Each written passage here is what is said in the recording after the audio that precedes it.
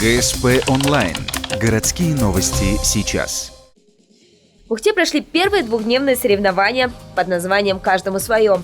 В них приняли участие порядка полусотни взрослых ухтинцев. Спортивный уикенд организовал клуб кроссфита, правда не забыв и о других популярных видах – беге и велосипедных гонках. Решили организовать именно такие большое спортивное мероприятие, чтобы привлечь больше людей, потому что беговых соревнований в городе мало.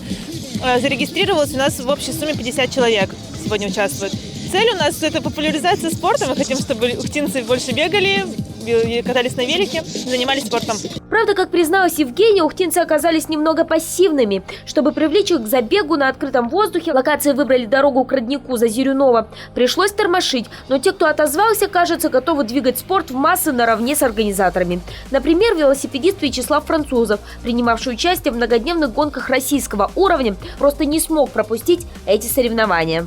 Почему участвую в этих соревнованиях? Потому что без участников, соответственно, не будет праздника, не будет соревнований, не будет борьбы. Это все очень интересное, увлекательное мероприятие, поэтому это поддержка организаторов в первую очередь. То есть, как говорится, все труды организаторов без участников будут впустую.